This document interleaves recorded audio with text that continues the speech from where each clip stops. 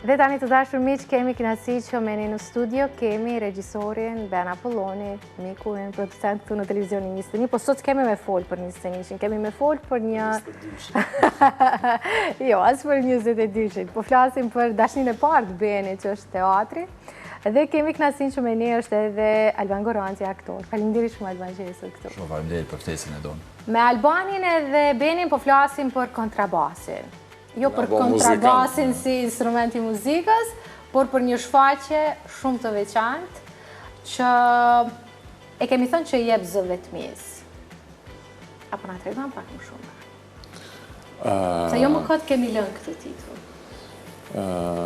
Titullin kontrabasi? Po flasim për kontrabasin. Po, kontrabasi është një vepër shumë interesante, një monodramë e shkruar nga Patrick Süskind, autor Gjerman, po me hile. Autor Gjerman, autor shumë i mirë, i njohur kështu botërisht për romanin Parfumi, po në të vërtet famën së pari ky në Gjermani dhe në Evropë ka ba me këtë monodram, me kontrabasin. Një vepër që flet për një artist që ndjehet i pavrejtshëm, ndjehet i lën anash, që jeton në vetmi, e temat të tjera, do të thënë, është një vepër shumë e thellë, për plot situata her komike, her të dhimbshme, po është interesant edhe ta lexosh si vepër, po besoj që edhe të shihet në skenë, do t'jetë interesant, sidomos për shkak të interpretimit të Albanit. Unë jam veç shikues. E kam qartë. Alban, konsideroj që është njëra prej formave më të vështira të realizimit të një, të themi, personazhi, fakti që duhet bësh një monodramë, mbi gjitha një monodramë që ka kaq shumë elemente, për një moment është shumë serioze, kemi një personazh të vuar, më pas kemi një personazh që të bën me qesh me këtë vuajtjen e tij e kështu me radhë. Ishte sfiduese për ty, se kujtojnë nga fotot dhe video që kam parë nga provat, duke shumë e lodhshme si proces. Ka pas momente që edhe jemi lodhë, po. Po si jo, puna e vështirë këtë ta bërë. As lodhë s'ko mujtë një prej edhe. Jo, mirë që se ke prej. Sfiduese normalisht që po duke marrë parasysh që edhe për mu ka qenë monodrama ime parë. E di që si gjenia është shumë e vështira, po jo, Ben? Qashtu është. Në fakt, konsiderohet në ndër më vështirat për të realizuar. Jo ndër, për më vështirë. Po, kështu se s'mund të them të njëjtën gjë si ti, Dani, se nuk do të pajtohemi për gjithë shka sot, Beni. Po, Alban, se ko kanë disponim, Beni. Me prova...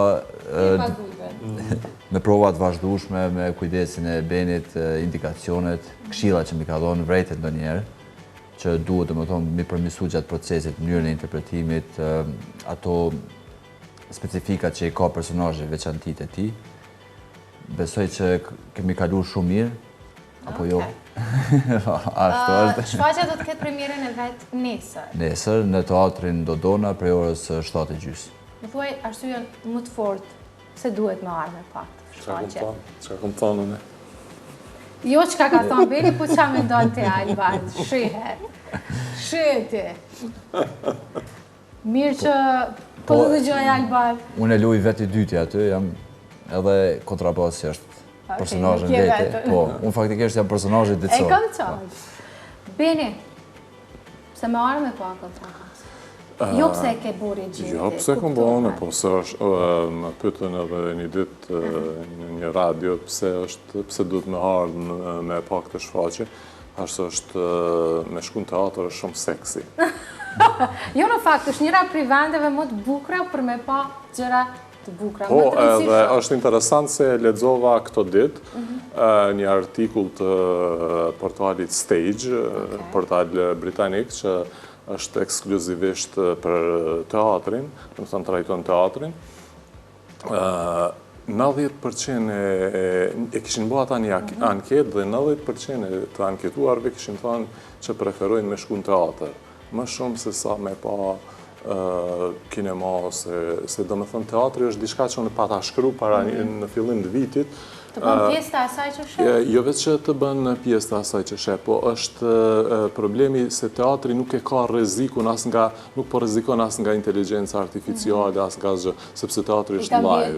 Domethënë i ka mbijetu tana epokave dhe teatri po qëndron fuqishëm, edhe tani edhe është ka rikthehet në një farë mënyre në interesat e spektatorit bashkëkohor. Edhe menoj që për një edhe tek ne ndjehet një dëshirë për me shku në teatr, me pa shfaqje live, me pa aktorin që djersit të live, sikur që shkojnë edhe me dëgju koncertet live. Është jashtëzakonisht tërheqës se të bësh pjesë e diçka e të tillë. Unë gjithmonë them, kur shikon një shfaqje në teatr, deshe ose jo, në një formë ose tjetër je edhe ti personazh i asaj. Kontrabasi na sjell këtë dimensionin shumë interesant që e përmendëm bashkë me Albanin, e përmendët edhe ju. Do të ketë premiera si do të jetë. Për shembull, unë nesër e kam pamundur që të jem në shfaqje. Okej, nisemi kaq nga kjo bisedë. Jo, me të vërtetë, dua të di këtë, sepse janë shumë të rëndësishme edhe reprizat. Albani është post tjerash edhe producenti i kësaj shfaqje. Edhe për këtë fjallën e ka zotëri. Ma jep mua fjallën. Po na kemi mendu që normalisht kjo shfaqje ja vlen që mu reprizu.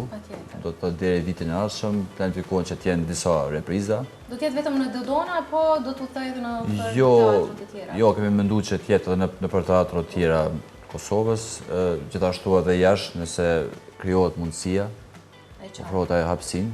Pse jo, mos me prezentu edhe në teatrët Gjermanofolsin këtë rast, më pasi që është edhe vepër një dramaturgu Gjerman, shumë e mirë njohur. Kjo do. E qartë. Alban, kënaqësi shumë e madhe që patëm mundësi të realizonim një intervistë serioze të paktën me ty. Vedi, faleminderit që... serioz.